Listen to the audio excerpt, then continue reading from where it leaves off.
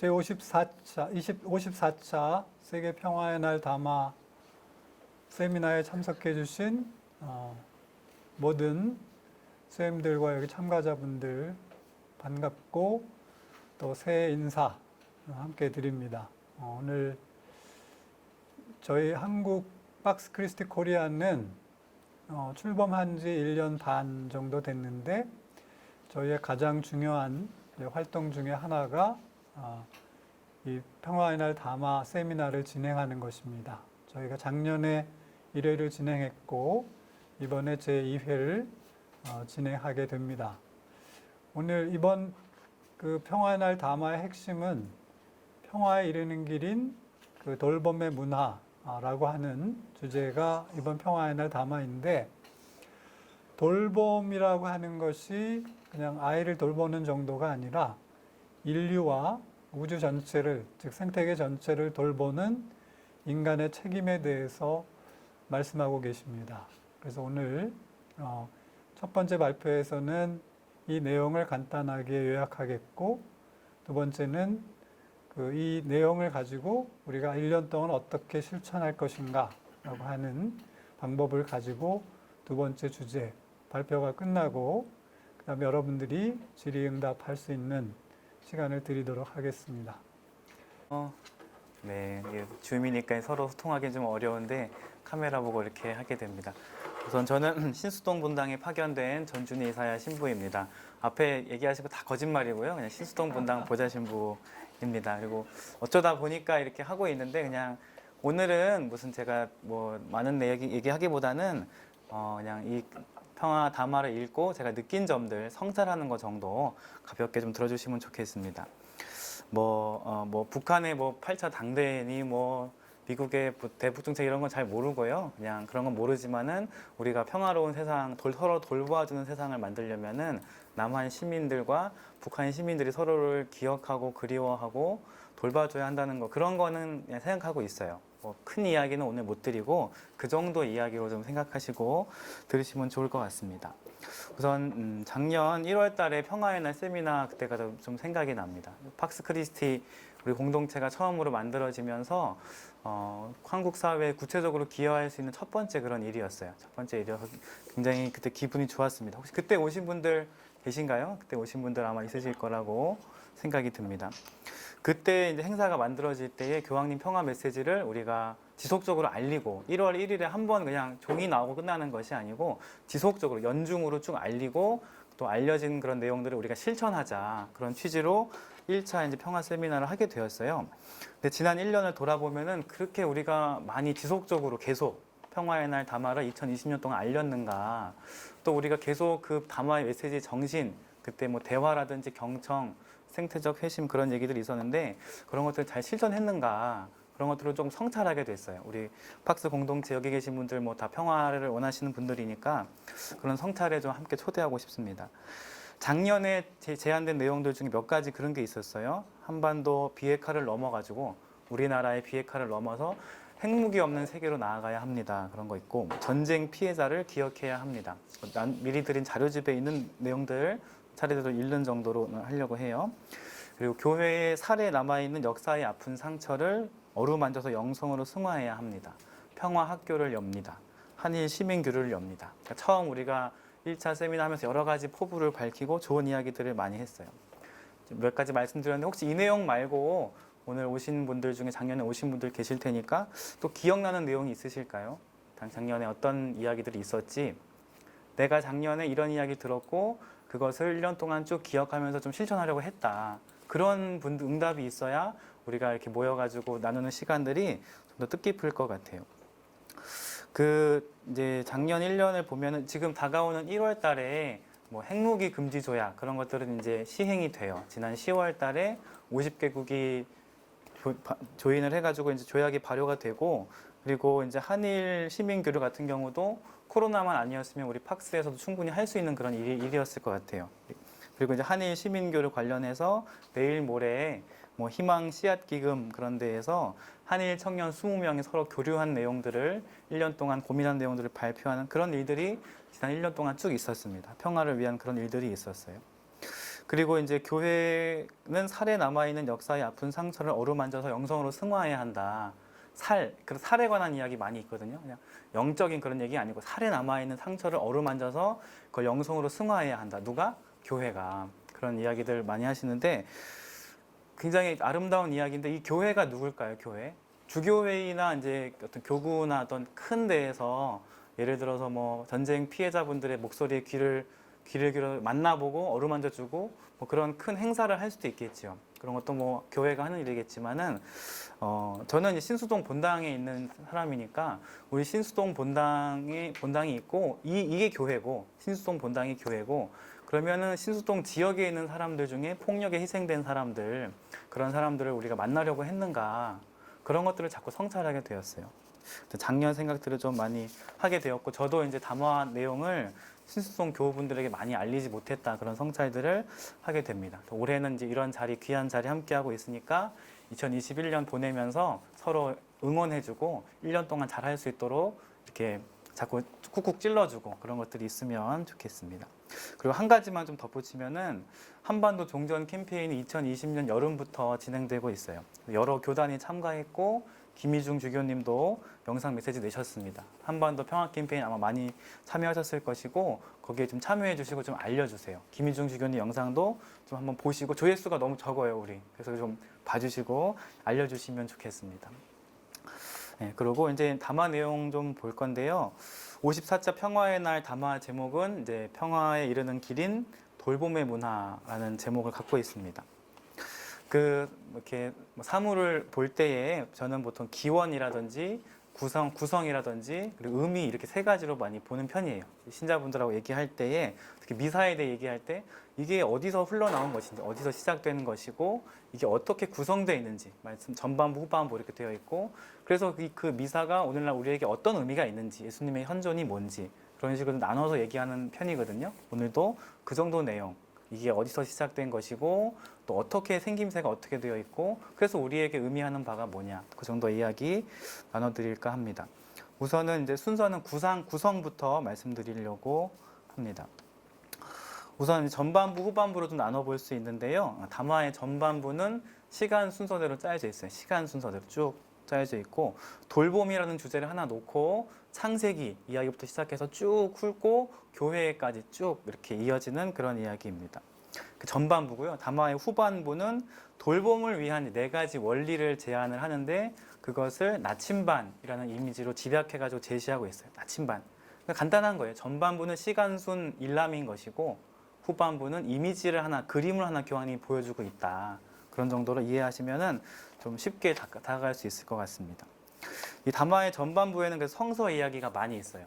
많이 있는데 여러 가지 있는데 그냥 네 가지만 뽑았습니다. 네 가지 요약할 수 있고 그 네 가지 중에 앞에 두 가지는 창세기에 다 있는 내용이고 또 뒤에 두 가지는 루카계 문헌에 있는 이야기들입니다. 첫 번째로는 이제 담화의 전반부의 첫 번째는 그런 이야기예요. 하느님이 우리에게 돌봄의 사명을 주셨다. 하느님이 우리에게 돌봄의 사명을 주셨다. 창세기에 있는 이야기이죠. 세상을 만들어 주시고 그것을 잘 돌볼 사명을 우리에게 주셨다는 겁니다. 아담을 만들었고 그 아담은 딴 데가 아니고 아담아, 흙을 돌보면서 거기서 자기 먹을 것을 구해야 하는 거지요. 세상 처음부터 이제 우리에게 주어진 그런 사명입니다. 그런데 한번 생각을 해보세요. 우리에게 이게 다 이제 아는 얘기고 하느님이 우리에게 돌봄의 사명을 주셨다. 뭐 거기까지는 다 쉬운데 그 다음에 어떻게 됐어요? 그 다음에 우리가 그런 고귀한 사명을 받고 돌봄의 일을 하기로 이제 부르심 받은 건데 그 다음 바로 이어지는 내용이 다 쫓겨나는 이야기인 겁니다. 우리가 제대로 돌봄을 하지 않고 하느님 뜻을 따르지 않으면 우리에게 주어진 땅에서 쫓겨나게 돼요. 쫓겨난 사람들이 땅을 돌볼 자격이 있는가? 처음에 우리에게 주어진 그 소명이 남아있는 유효한 거냐? 그런 질문들을 할 수 있는 거죠. 그리고 당연히 그 소명을 어떻게 보면 잃게 되는 거죠. 돌볼 땅을 잃게 되니까 우리의 소명도 잃게 되는 겁니다. 땅을 잃게 되는 이야기. 그 이야기가 굉장히 중요해요. 구약 성경 전체가 그 땅에 대한 이야기거든요. 땅을 돌볼 자격이 누구에게 있는가? 우리가 어떻게 다시 하느님이 주신 그 땅을 회복할 수 있는가? 잃어버린 낙원을 어떻게 다시 찾을 수 있는가? 그런 이야기들이 구약 전체를 꿰뚫는 그런 이야기입니다. 그 아브라함이나 모세도 다 땅 이야기 하는 거예요. 예언자들도 여러분들이 회개하지 않으면 유배가게 될 거다. 그 전부 다 땅 이야기인 겁니다. 실제로 땅을 실제로 잃게 되죠. 그것이 기원 전 586년에 있던 바빌론 유배가 되는 거죠. 구약 전체를 꿰뚫는 이야기가 이 돌봄과 땅에 대한 이야기, 소명에 대한 이야기가 되는 겁니다. 그래서 구약의 땅 이야기 중에 핵심은 그래서 바빌론 유배를 간 그 사건이고 그 사건을 통해서 우리가 지금 다루고 있는 이 창세기가 쓰여진 거예요. 그 옛날 유배 시절에도 사람들이 지금 우리랑 똑같은 질문을 하는 거예요. 다 쫓겨나고 성전이 없어지니까 이제 우리 어떻게 해야 되지? 하느님과 어떻게 만나야 되지? 하는 그런 질문들을 했고 그때에 그 지도하는 사람들이 창세기를 제시하는 거예요. 하느님은 온 세상의 주인이시다. 그런 이야기들로 사람들의 질문에 응답하는 겁니다. 그리고 신약에 와서도 비슷해요. 신약에 와서도 기원 후 70년에 예루살렘 성전이 함락이 됩니다. 그때 똑같은 거예요. 지금 우리처럼. 우리 미사 못하고 헤매는 것처럼 우리 이제 어떻게 해야 되지? 그런 똑같은 질문이 있는 거예요. 그리고 그때의 유다교 지도자들이 모여가지고 구약 성경 정경을 이제 목록을 이걸로 하자. 그렇게 그런 걸 해요. 그러니까 그 전까지 그러니까 예루살렘 함락 전까지는 유다교가 성전 중심의 그런 사두가의 중심의 그런 종교였는데 함락 이후에 말씀 중심, 회당 중심의 교회로 바뀌게 되는 겁니다. 이런 식으로 성전을 잃게 되면 사람들이 신학적으로 답을 하게 되는 겁니다. 그리고 오늘날 우리도 성전을 잃은 거잖아요. 코로나로 잃게 되었고 이제 오늘날 우리도 새로운 초대를 받는 겁니다. 구약 시대 사람들은 창세기를 썼고 신약 시대의 유다교 사람들은 랍비 유다교를 만든 거예요. 만들었고 오늘날 우리는 마을을 돌보고 사람을 돌보자 그런 초대를 받고 있는 겁니다. 어느 시대에나 위기가 있고 거기에 대한 응답이 있는 것이었습니다. 하여튼 그게 창세기 우리가 받은 소명을 잃게 되는 것, 다시 찾는 것 그런 것들에 대한 이야기였습니다. 전반부의 두 번째 성서 이야기는 역시 창세기인데 우리 하느님이 단지 우리에게 돌봄의 소명을 주었을 뿐만 아니고 하느님 자신부터가 제일 좋은 모델이셨다. 제일 좋은 돌봄 노동자셨다는 거예요. 하느님이 카인에게 보호의 표시를 해둡니다. 그러니까 땅을 잃고 쫓겨나고 폭력으로 형제를 죽인 그 카인에게 하느님이 너를 지켜주기 위한 표시를 해주시는 거예요. 그가 상해를 입지 않도록 해주는 겁니다. 담화를 읽으면 딱딱한 부분도 많은데 이 이미지가 참 좋았어요. 하느님이 카인에게 주는 그 보호의 표지. 너가 비록 죄가 있고 부족하더라도 너를 지켜줄 것이다라는 그 하느님의 돌봄 노동인 것이지요. 그래서 이제 그런 질문이 떠올랐습니다. 나는 그럼 지금까지 누구에게 이 돌봄의 표지를 준 적이 있는가? 보호의 표지를 준 적이 있는가? 돌아보니까 그렇게 많지는 않은 것 같아요. 제가 별로 많지는 않은 것 같고 부모님들이라면 아니면 수도회나 여기저기 책임 맡은 분들은 자기가 돌보는 자녀분들이나 그런 분들에게 그런 표시를 줬을 거예요. 특히 부모님들은 다 자기 자녀에게 그런 보호의 표지를 주는 거죠. 저도 이제 생각해 보면 어릴 때 아버지가 저를 안고 막 시편을 읽어주시던 그런 기억들이 나요. 그때 그 부모님들의 마음, 그런 것들이 좀 기억이 납니다. 그래서 본당에서 이런 카인의 표시라는 그런 제목으로 이 평화의 해를 보내면서 돌봄의 해를 보내면서 우리가 한 명씩 책임지자. 내가 너에게는 돌봄의 표시를 주겠다. 그런 식으로 카인의 표시, 보호의 표시라는 제목으로 본당에서 이벤트나 캠페인을 좀 하면 어떨까 그런 생각이 문득 들었습니다. 하느님이 제일 좋은 돌봄 노동자였다는 그런 얘기인데 그 뒷부분에 보면 또 다른 이야기들이 또 따라오고 있어요. 카인의 표시 이야기 뒤에 인상적인 내용이 하나 나오는데 라멕이라는 사람 이야기입니다. 보통 이제 성경 말씀에 잘 안 읽기 때문에 잘 모를 수도 있을 것 같아요. 라멕이 이제 그런 이야기를 합니다. 나는 내 상처 하나에 사람 하나를 죽인다. 카인을 해친 자가 7배로 갚음 받는다면 라멕을 해친 자는 77배로 갚음을 받는다.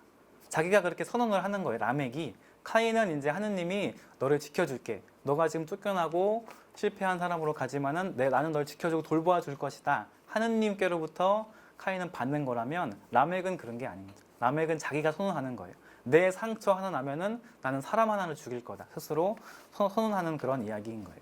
그러니까 뭐 좋게 보면 셀프 돌봄인 걸 수도 있는데 아무튼 간에 자기가 한다는 겁니다. 자기가. 그래서 오늘날 이제 카인이 누구고 또 라멕이 누구냐 그런 것들을 좀 생각해 보았습니다. 좀 이런 이야기 좀 생각해 봤어요. 자료집에 있는 내용입니다. 지구를 돌보기 위해서는 우리가 육식을 좀 줄여야 돼요. 그래서 지금 하고 있는 이제 금육 같은 거로는 택도 없고 저는 허육을 해야 된다고 생각해요. 허육. 금요일 날만 고기를 먹지 맙시다가 아니고 먹을 수 있는 날 따로 있는 거예요. 이제 이런 얘기하면 항상 이제 웅성웅성거리고 이제 막 이렇게 하시는데 아무튼 저는 허육을 해야 된다고 생각해요. 탄소 배출의 굉장히 많은 부분이 이제 고기에서 나오는 거거든요. 그래서 이제 꼭 해야 될 것 같은데 이제 뭐 허육을 하게 됐다고 쳐봐요. 근데 어떤 사람이 이제 막 하다가 고기가 너무 먹고 싶어가지고 허육을 어기고 고기를 치킨을 사 먹었습니다. 또 어떤 사람이 이제 여러분들 여기 많을 거예요. 막 플라스틱 줄이고 막 쓰레기 잘 하다가 어느 날 급해가지고 생수병 샀어요. 했어요. 막 그런 실패하는 경험들이 있습니다. 그럴 때에 이제 좀 기분이 안 좋잖아요. 내가 지구에 또 죄를 졌고 좀 부족함이 많다. 그런 죄책감이 시달릴 때에 이때에 하느님이 그 사람들에게 카인의 표시를 해줄 거라고 생각해요. 너 괜찮다. 다시 한번 노력하고 괜찮은 거야. 그렇게 얘기해 주실 것 같은데 그럼 라멕의 표시를 가진 사람들은 누구냐? 자기 손해를 안 보려는 그런 사람들인 거죠. 뭐 지구가 어떻고 뭐 이웃이 어떻고 내 상처 하나에 사람 하나 죽일 거다라고 얘기하는 사람들이 있잖아요. 오늘날 있어요. 내 생활의 편의를 내려놓을 수가 없는 분들. 지금 우리가 사실 뭐 줌으로 하고 이런 인터넷 환경이나 먹는 거 전부 다 엄청난 석유를 쓰고 있는 건데 이 생활 환경을 모든 사람이 누릴 수 없어요. 아무리 얘기해도 그래 뭐 그거는 그런 거지 뭐 내가 어떻게 할 수 있는 건 아니야. 내 문제는 아니고 나 때까지는 아니야. 그런 거 우리 다 있잖아요. 그런 면들이 이제 라멕인 것이지요. 사람들이 지구 반대편 사람들이 우리의 생활 때문에 다치고 불편해도 우리는 그냥 우리 생활을 지킬 거다. 내 상처 하나 나면은 사람 하나 죽일 거다라고 생각하는 거. 그런 것들이 이제 돌봄을 거스르는 그런 라멕의 삶인 것이지요. 그리고 이런 게 뭐 누굴 비난하는 게 아니고 제 안에 있거든요. 제 안에 돌아보면 그런 마음이 분명히 있어요. 불편해지기 싫고 환경 위기인 거 다 알지만은 뭐 어떻게 뭐 그런 거 다 제 안에 있는 그런 이야기입니다. 그래서 전반부의 절반 소개해드린 거고 그 창세기 이야기입니다. 창세기 이야기인 거고 제가 주어진 시간에 한 뭐 절반 정도 썼는데 나머지 이제 전반부에 또 세 번째, 네 번째는 쉬운 거예요. 뭐 좋은 사마리아인 이야기 그리고 초대 교회에서 궁핍한 자가 없다 그런 이야기들이 있습니다. 그거는 직관적이라 생략하고요. 회칙의 전반부는 이렇게 시간 순으로 창조 때부터 교회에 이르기까지 쭉 돌봄에 대해 이야기하는 거예요. 세상 창조의 돌봄, 카인의 돌봄, 안식일의 돌봄, 예언자의 돌봄, 예수님의 돌봄, 초대교회의 돌봄 다 그 얘기를 쭉 한 궤로 꿰고 있는 겁니다. 전반부고요. 후반부 내용은 뭐냐면 사회교리 원리를 제시하는 거예요. 인간 존엄성의 원리, 연대성의 원리, 공동선의 원리 이렇게 하고 거기에 이제 피조물 돌봄의 원리도 추가하시는 겁니다. 그 후반부 내용 중에 한 구절을 뽑으면 이렇습니다. 저는 모든 사람이 사회교리 원리라는 나침반을 자기 손 위에 올려놓고서 불평등을 극복하는 예언자가 되어주기를 요청합니다. 자기 손에 나침반을 놓고 불평등을 극복하는 예언자가 되어달라. 그러니까 사회교리 원리를 활용하라는 얘기인데 여러분들 혹시 일상에서 하루하루 뭐 기도하시거나 뭐 하실 때 사회교리 원리를 두고 식별해 보신 적이 있으신가요? 있으실 거예요. 해보신 분들은 아시겠지만 전통적인 그 7가지 원리는 그 숫자가 너무 많고 어렵잖아요. 여러 분야의 전문가가 모여가지고 하나의 이슈를 두고 깊게 볼 때는 도움이 되겠지만은 실제로 우리 평범한 사람들이 쓰긴 너무 어렵더라고요. 저는 그랬습니다. 여기 계신 분들은 이제 어떤 분들은 능수능란하게 쓸 수도 모르겠지만은 저는 하나하나를 놓고 따지기가 좀 어렵더라고요. 예를 들어가지고 오늘 뉴스에 뭐 N번방 이야기가 예를 들어서 N번방 이야기가 나오고 인천공항 정규직 반대한다는 얘기 나오고 그리고 낙태죄 얘기만 나오고 이런 거 나왔을 때 그 3가지 뉴스가 나왔다. 그럼 그걸 두고 사회교리 원리를 하나씩 적용할 수 있는가? 그럼 그것만 해도 21가지 이야기가 너무 복잡하고 그 이슈가 끝이 없잖아요. 계속 쏟아지는 이슈들이고 그걸 어느 세월에 나 한 명이 그걸 어느 세월에 식별을 하고 과제를 찾고 오고 어느 세월에 그걸 해요. 못한다는 거죠. 저는 못해요. 못하겠고 그런 마음이 있을 때 교황님이 얘기하는 그 나침반 이미지가 굉장히 반갑더라고요. 자기 손에 나침반을 두고 갑시다. 나침반은 계산기가 아니잖아요. 그냥 자동으로 움직이는 겁니다. 자동으로. 얼마나 편해. 그냥 가만히 두면은 자동으로 움직이는 겁니다. 우리는 필요할 때 나침반을 꺼내 들기만 하면 어디로 가야 되는지 알 수 있어요. 그 이미지가 굉장히 좋았어요. 돌봄을 할 때 어떻게 해야 되는가. 그 방향을 알 수 있게 되었습니다. 그리고 또 나침반은 물론 내가 개인이 들고 있는 거지만은 다른 사람이 들고 있다 하더라도 다 같은 방향을 보고 있는 거예요. 그러니까 따로따로 가는 거겠지만은 방향이 같은 겁니다. 그거를 서로 확인해 볼 필요가 없어요. 다 아는 겁니다. 저 나침반, 내 나침반 다 똑같은 데로 향하고 있는 거예요. 좀 떨어져 있지만 연대하고 있는 그런 느낌이 있습니다. 나침반 바늘이 좀 누가 장난쳐가지고 막 흔들흔들해도 다시 원래대로 돌아옵니다. 나침반은 자동인 것이고 같은 방향을 지향하고 있는 것이고 또 흔들리더라도 다시 원래 방향으로 돌아오게 돼요. 그것이 나침반입니다. 그리고 나침반은 자기 주머니에 있는 거예요. 자기 주머니. 저기 뭐 시청 광장이나 뭐 널찍한 데다 나침반 세우면 그게 무슨 소용이 있어요? 아무 소용이 없잖아요. 아무도 보지 않을 겁니다. 자기 주머니에 가지고 다니는 그런 휴대용인 것이지요. 저 옛날에 있던 그 좋은 사마리아인도 나침반을 가지고 있었을 것 같습니다. 그리고 나침반 이미지라는 것 정도만 이야기 드리고요. 담화의 구성을 전반부와 후반부로 요약을 했는데 전반부는 뭐냐 그래서 이렇게 많은 사례들이 있어요. 쭉 우리가 돌봄으로 쭉 살아왔습니다. 많은 사례가 있으니 올해 우리도 잘 해봅시다. 그런 응원인 것 같고 또 후반부는 우리의 소박한 행위, 뭐 나침반 하나 들고 이렇게 좀 하는 우리 눈앞에 벌어지는 그런 일들이 그런 것들이 곧 평화를 이루는 것입니다라는 격려, 응원이고 격려 그렇게 이번 담화를 이해했습니다. 그것이 이제 이 담화의 전반부, 후반부로 하는 구성을 본 것이고요. 두 번째로 이제 이 담화가 어디서 온 걸까를 생각해 봤어요. 출처가 어디고 출발점이 어디고 기원이 어디냐. 많은 분들이 작년 10월에 교황님이 내신 사회 해칙 모든 형제가 이 담화에 담겨 있다 그런 얘기들 많이 하세요. 그래서 그 모든 형제를 좀 읽어봤어요. 읽어봤더니 좋은 사마리아인 이야기를 엄청나게 길게 풀이해 두셨더라고요. 그래서 이 대목에서 오늘 평화의 날 담화를 돌봄으로 이름을 지었구나. 그 사마리아 이야기에서 그 회칙에 이제 101항에 그런 내용이 있습니다.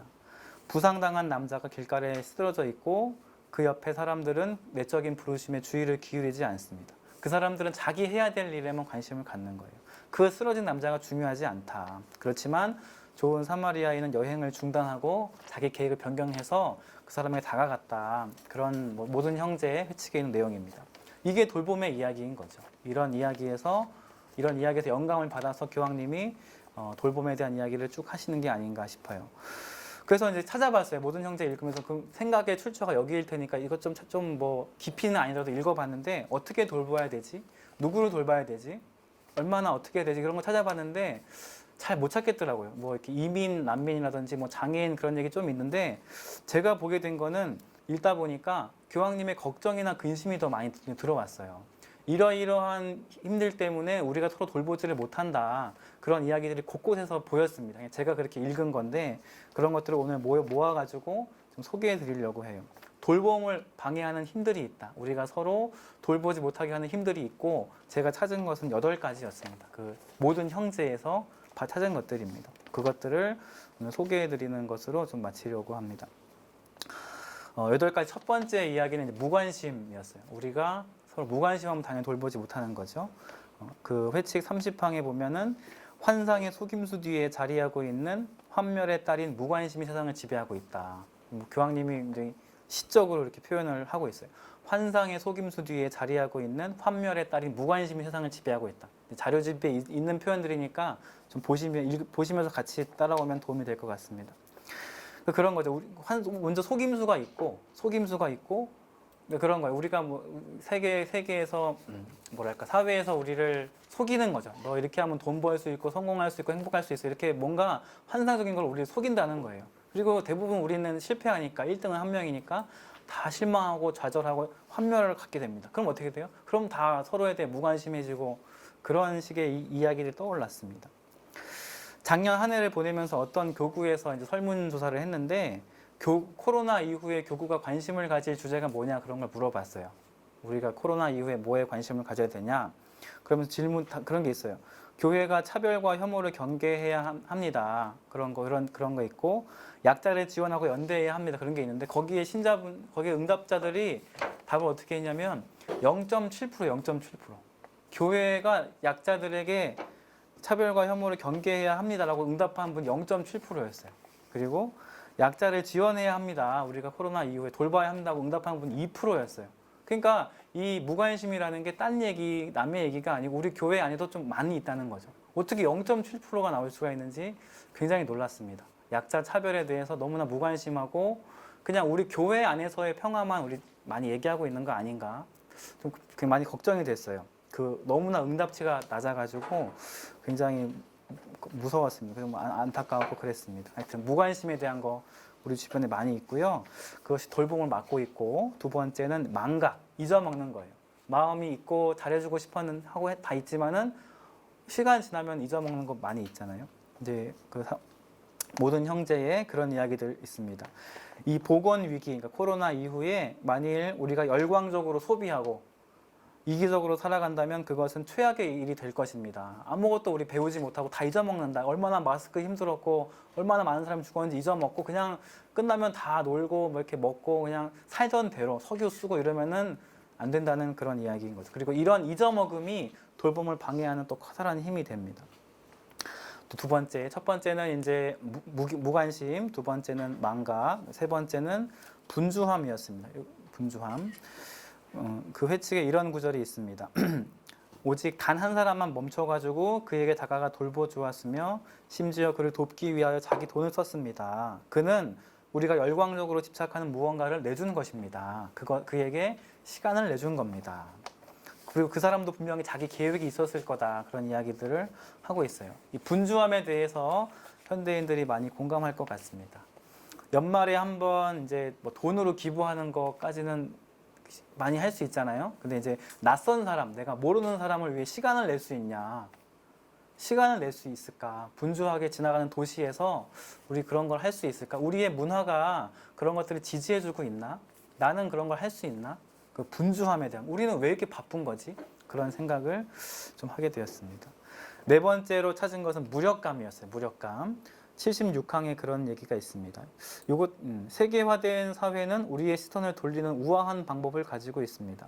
우리는 완곡오법으로 돌봄이 필요한 사람들에 대해 말하며 그들의 생생한 사진을 텔레비전에 방영합니다. 이것도 이제 교황님이 약간 좀 비꼬는 것 같아요. 우아한 방법이 우아한 얘기가 아니잖아요, 지금. 굉장히 세련된 방법이지만 우리를 서로 멀어뜨리게 하는 그런 방법들이 있다. 우리는 돌봄이 필요한 사람들에 대해서 완곡오법으로 그냥 좀 돌려가지고 얘기하는데 TV를 키면 너무나 막 생생하게 나온다는 거예요.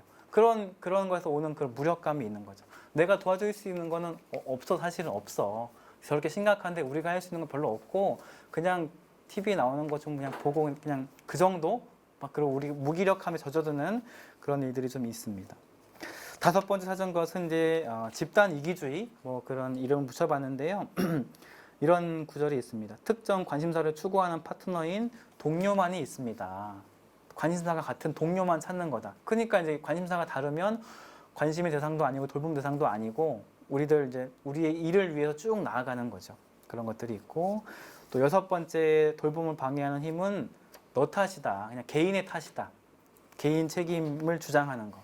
얼마 전에 이제 또 장관 후보자 나오신 분도 그런 비슷한 얘기 했잖아요. 걔가 잘못했으면 안 죽었을 거다. 그런 것들이 이제 다 우리 서로의 돌봄을 방해하는 그런 힘들이라고 생각합니다. 일곱 번째로 이제 장애물로 여기는 마음. 소비적 개인주의는 불의를 일으킨다 하면서 다른 사람들을 우리가 누리는 고요함을 방해하는 장애물로 간주한다. 그런 마음들이 있으니까 우리가 돌보지를 못하는 거지요. 마지막 여덟 번째는 이제 모욕하는 말.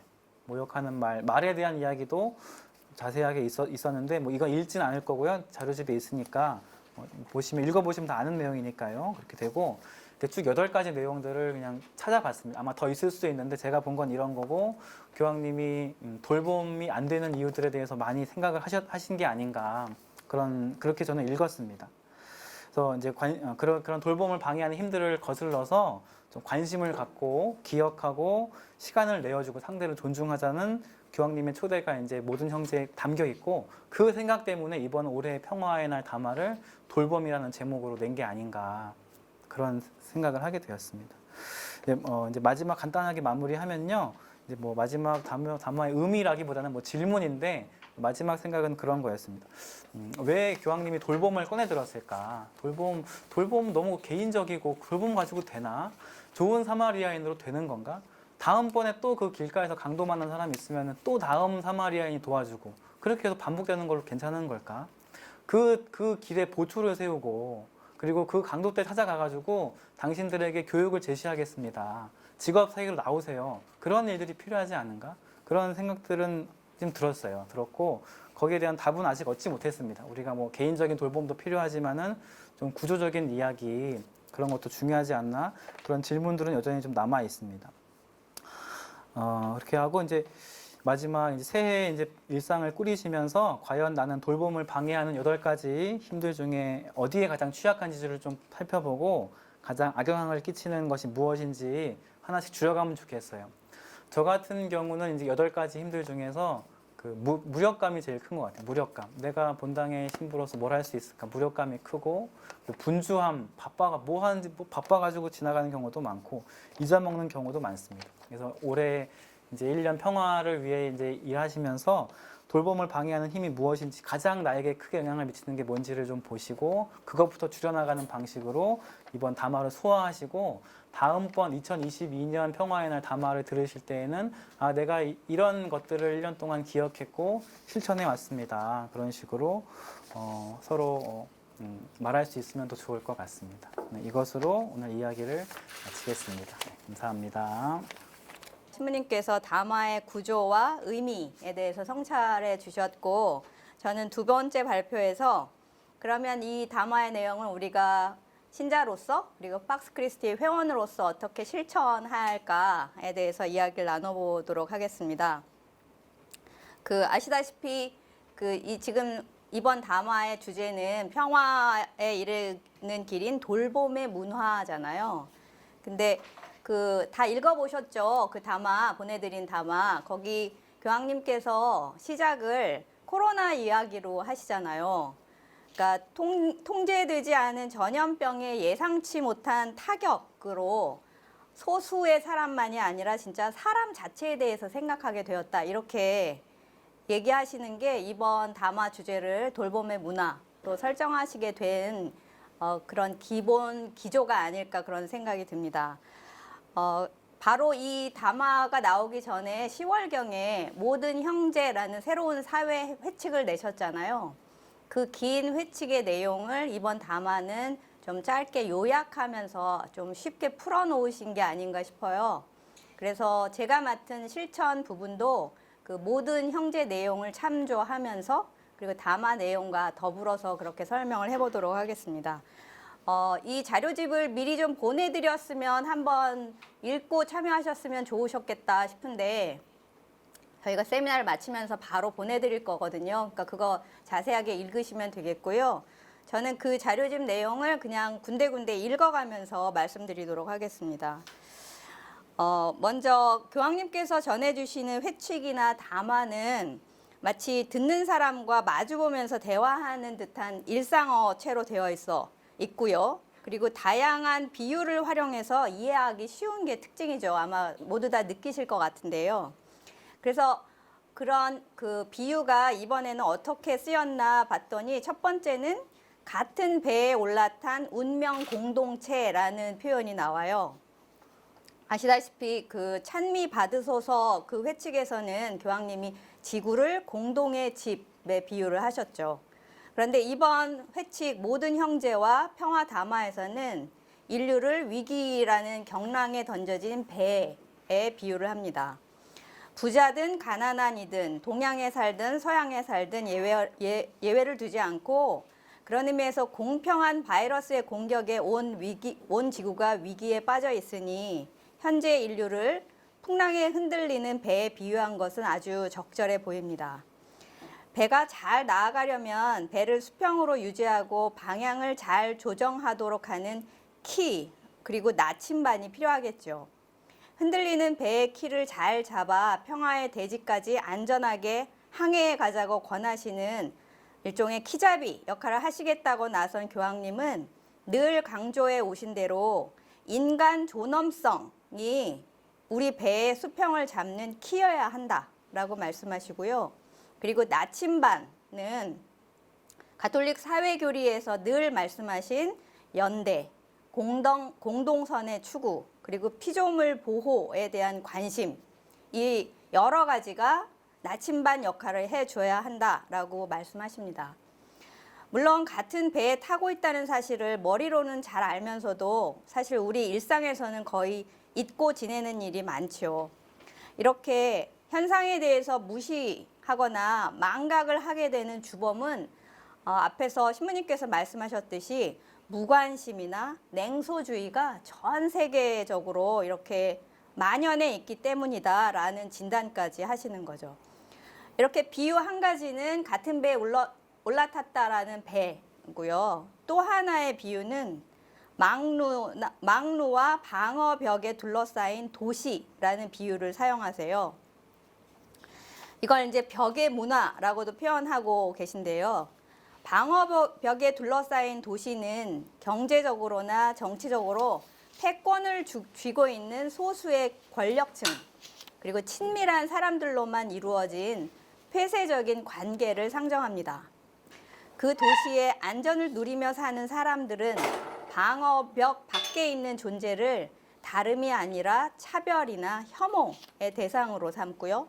자신들이 세운 벽에 도전하는 세력으로 간주해서 폭력과 전쟁을 서슴지 않기도 합니다.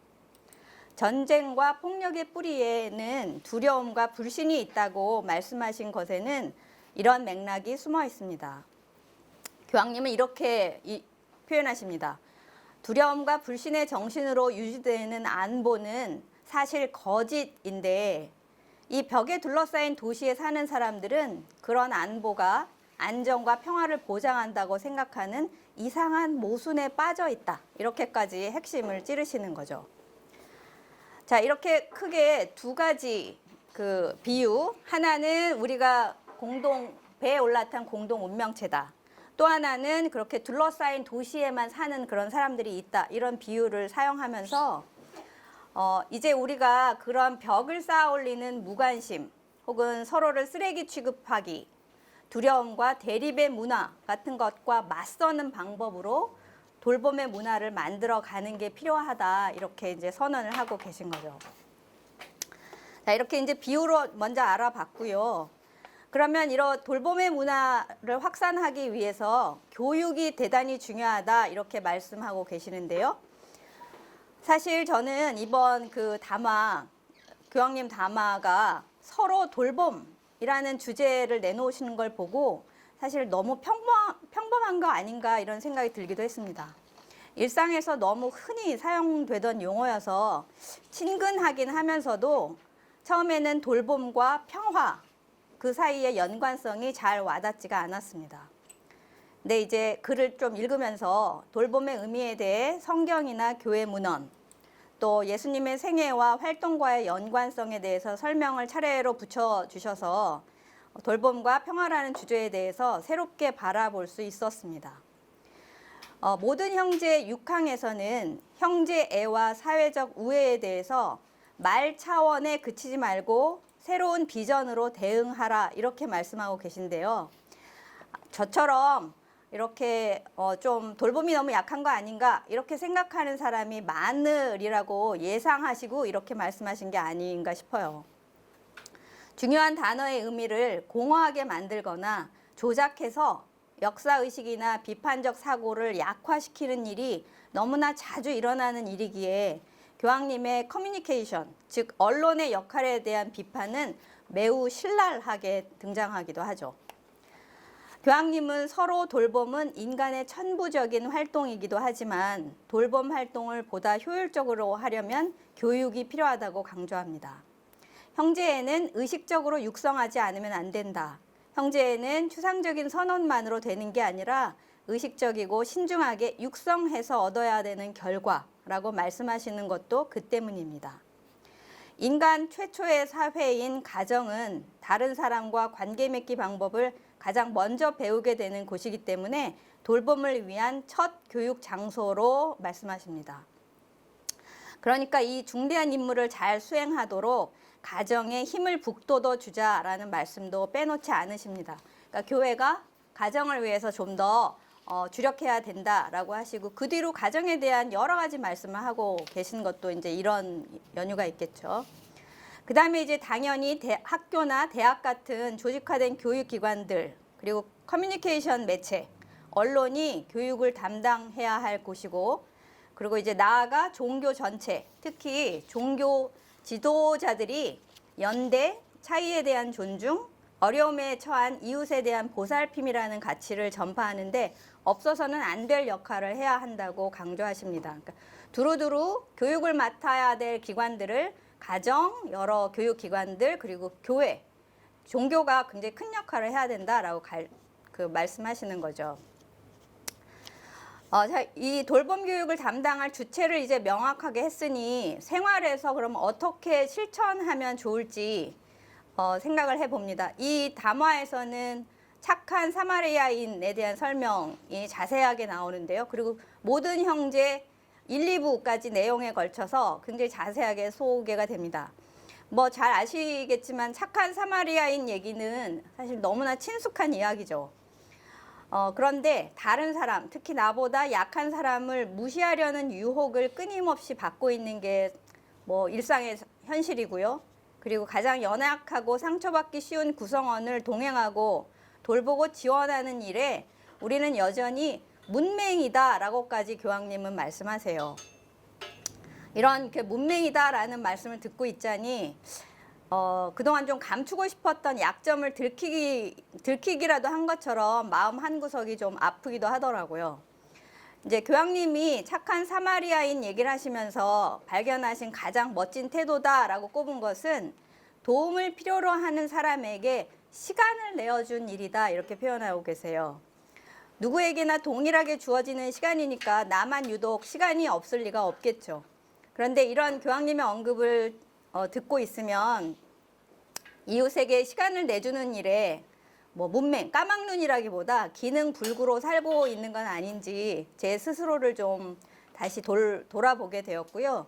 돌봄의 실천이 거창한 행동에 있지 않다라는 것을 다시 한번 생각할 수 있었습니다.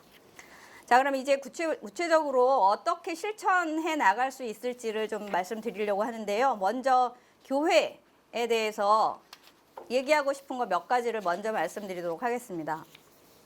교황님 말씀을 빌어서 말씀드릴 건데요.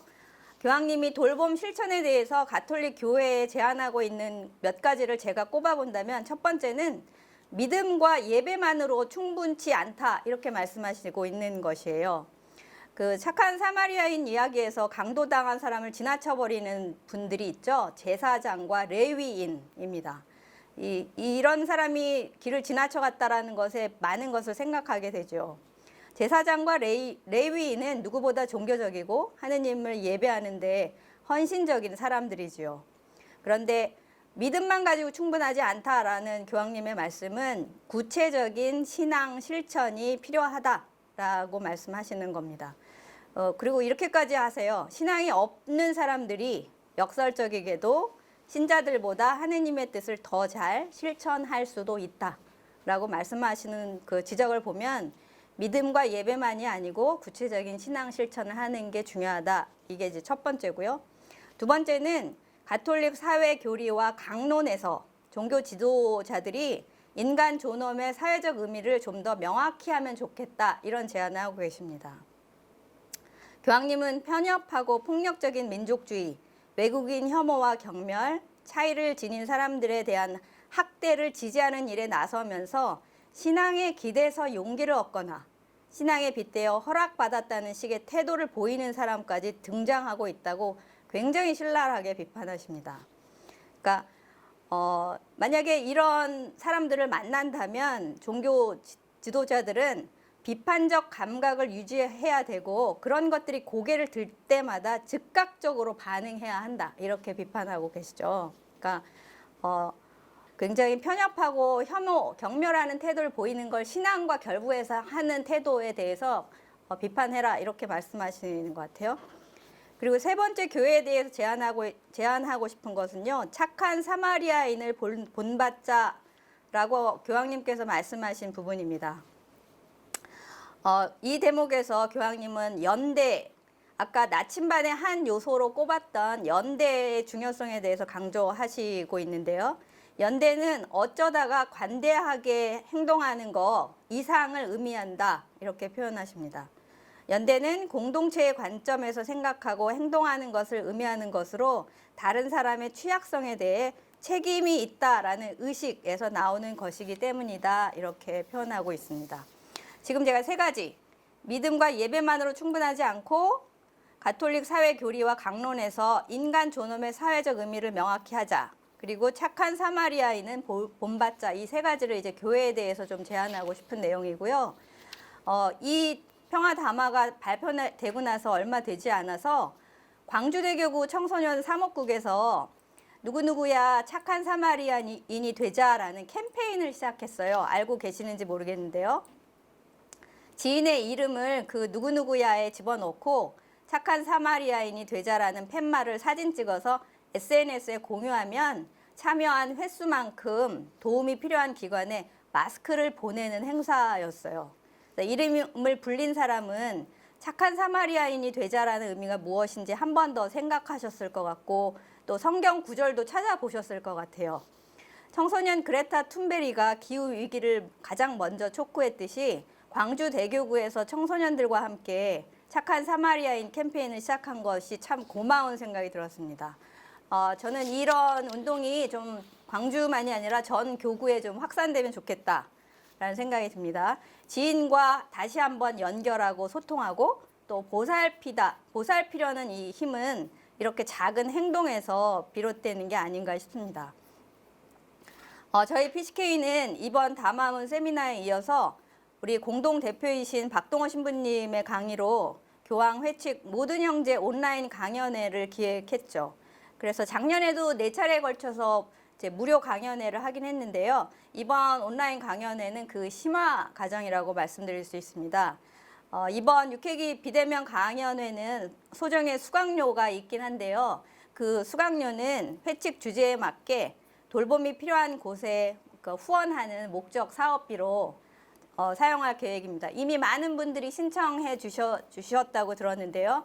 앞으로도 참여하실 수 있으니까 더 많이 신청해 주시기 바랍니다. 자, 그러면 이제 교회에 대한 제안을 했고요. 우리 PCK 회원들은 어떤 활동을 하면 좋을지 몇 가지 또 말씀드리도록 하겠습니다. 교황님은 이 돌봄 문화에 모든 사람들이 예언적인 증언이 되면 좋겠다 이렇게 요청을 하십니다. 그럼 우리 PCK 회원들은 무엇을 하면 좋을까요? 2021년 이제 총회를 저희가 앞두고 있는데 올해 2021년의 활동 목표 몇 가지를 지금 논의 중에 있습니다. 몇 가지만 먼저 말씀드리면 회원들과 좀 더 효율적인 소통을 해나가자라고 하는 거고요. 두 번째는 다양한 평화 교육을 통해서 회원, 비회원 시민들과의 시민들의 평화 감수성을 향상해 나가자라고 하는 거고, 세 번째는 한반도 비핵화, 비폭력 평화주의 수립을 위한 국내의 캠페인을 좀 활성화하자, 참여하는 걸 활성화하자라고 하는 것입니다. 네 번째는 효과적인 사업 수행을 통해서 우리 PCK를 가톨릭 평화단체로서 좀 명실상부한 위상을 좀 강화해 나가자, 이렇게 네 가지를 잡고 있어요. 이제 이 저희의 활동 목표를 교황님이 이번에 말씀하신 돌봄의 문화를 확산시키는 일과 잘 연동시켜 나가는 것이 저희 회원들이 해나갈 구체적인 실천 활동이 될 텐데요. 좀 거창한 활동을 말씀드리기보다 우리가 이웃들을 좀 더 보살피는 일로 몇 가지 좀 소박한 활동을 좀 말씀드리려고 합니다. 첫 번째는 이웃에게 관심을 기울이고 환대해 나가자라고 하는 겁니다. 교황님은 이 회칙 모든 형제, 그리고 이번 담화에서 경계가 없는 이라는 표현을 아주 반복해서 사용하고 계십니다. 네, 친밀한 사람들과만 관계를 맺는 닫힌 세계가 아니고 좀 더 열자, 경계가 없이 좀 지내자라고 하는 거죠. 어떻게까지 말씀하시냐면 급진적인 개인주의는 코로나 같은 것보다 훨씬 영리해서 없애기가 아주 힘든 바이러스다라고까지 표현하고 계세요. 그러니까 이해관계가 같은 동료들끼리만의 세계를 뛰어넘어서 어느 누구도 소외되지 않게 서로 속해 있다라는 느낌을 들게 하자라고 말씀하신 대로 우리가 이웃에게 좀 더 관심 갖고 좀 환대하는 그런 태도를 좀 더 배양해 나가면 좋을 것 같아요. 두 번째 실천 사항은 침묵을 지킬 땐 침묵 지키고 또 잘 들어야 될 때는 잘 듣는 침묵과 주의 깊은 경청하기라는 소통 태도를 배워 나갔으면 좋겠습니다. 이 부분에서 교황님은 SNS의 해악에 대해서 굉장히 폭넓은 관심을 보이시는데요. 최근에 가짜뉴스, 허위 정보를 확산시켜서 편견과 증오를 조장할 수 있다라는 그런 누구나 다 느끼는 점이죠. 그런데 이제 그런 명예훼손과 중상모략 같은 그런 해악은 가톨릭 언론에서도 예외 없이 나타나고 있다라는 비판도 빼놓지 않습니다. 그러니까 우리 신자들이 좀 더 인내심 있게 대화하고 열정적으로 토론해 나가는 그런 태도를 좀 배웠으면 좋겠다라는 차원에서 소통 태도를 배워 나갔으면 좋겠습니다. 세 번째는 친구의 범위를 넓히고 사람들에게 더 다가가기를 실천했으면 좋겠습니다. 이 부분에서 교황님은 우리가 생명을 하느님으로부터 거저 받았으니 다른 사람에게 뭔가 대가를 기대하지 않고 다른 사람에게 좋은 일을 베풀 수 있는 존재들이다라고 표현하고 계시죠.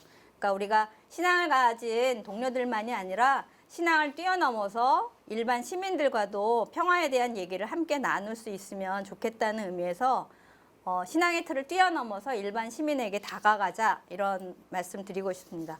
그래서 저희가 하는 모든 활동은 모든 시민들에게 열려 있어서 그런 신자냐 혹은 회원이냐 이런 차원에만 국한되지 않는다는 점 다시 한번 말씀드리고 싶어요. 이렇게 말씀드린 세 가지 활동을 혼자만 실천하려면 좀 어려움도 있고 좀 쑥스럽기도 하니까 함께 할 수 있는 평화교육 저희 PCK에서 다루고 있는 평화교육 몇 가지를 곁들여서 소개해드리려고 합니다. PCK는 비폭력 평화주의 가치를 내세웁니다. 평화하면 개인적인 마음의 평화에서부터 분단된 한반도 상황, 나아가 갈등이 끊이지 않는 세계 곳곳 상황에 관심을 가져야 한다는 의견에 이르기까지 그 논의의 스펙트럼이 아주 넓지요. 이렇게 평화에 대한 사고와 태도의 스펙트럼이 폭넓게 나타나는 이유는 아마 한반도의 복잡 다단한 역사에서 기인한 것으로 그 결과 취약한 계층일수록 갈등과 폭력에 놓이게 된다는 것을 당연하게 여기게 되었고요. 그만큼 낯선 개념에 대해서 두려움이 커졌기 때문이 아닌가 합니다. 그래서 PCK는 이런 평화 감수성을 향상시키기 위한 함께 배움 프로그램이 단계적으로 마련되어 있어요. 먼저 평화학교라는 게 있는데요. 이것은 비폭력 평화주의 개념을 익히는 첫 과정으로 평화에 대한 기초적인 개념을 공유하고 공부하는 평화교육 입문 프로그램입니다. 또 하나는 평화지기 워크숍이라고 하는 6회기짜리 교육과정이 있습니다. 이건 시민들이 지닌 다양한 폭력의 스펙트럼을 이해하고 비폭력 평화주의의 수단으로 갈등과 폭력에 대응하는 방법을 배우는 프로그램이라고 말씀드릴 수 있습니다. 자, 이렇게 저희 PCK에서 마련된 여러 가지 교육 프로그램들이 있으니 함께 좀 나오셔서 참여해 주시고 그리고 같이 배우고 같이 좀 활동해 나가는 그런 우리가 되었으면 좋겠습니다. 자, 이제 마무리하겠습니다. 제가 말씀드린 환대, 경청, 돌봄, 이번 교황님 담화의 주제이기도 한데요. 이런 어휘들이 일상에서 아주 자주 흔하게 쓰이는 말이었죠. 그런데 그 말의 진정성을 행동으로 실천하지 못하면서 당위적으로만 사용해 온 건 아닌지 반성부터 하게 됩니다. PCK 회원들과 이야기를 나누다 보면 이런저런 이유로 PCK와 함께하는 활동에 직접 참여하기 어렵다라는 말을 듣게 됩니다. 각 개인들의 삶에서 또 굉장히 분주하게 생활하시다 보니 이런저런 이유가 분명한 사실이기도 할 것입니다. 하지만 올해 2021년 평화 담화가 돌봄인 만큼 올해에는 몸과 마음을 활짝 열고 평화에 대한 배움에 참여하고 조금 낯설더라도 이웃의 관심 갖기 활동을 마련해 보면 좋겠습니다. 비폭력 평화주의는 점진적으로 두려움에서 벗어나는 과정이라고 간디가 말씀하셨는데요. 이제 올해는 우리 모두가 한반도의 평화를 일구는 일꾼, 이 담화의 피스메이커라고 표현이 되어 있는데요. 모두가 그 피스메이커가 되는데 한 발짝 다가서기를 희망해 봅니다. 네, 제 발표는 여기까지입니다.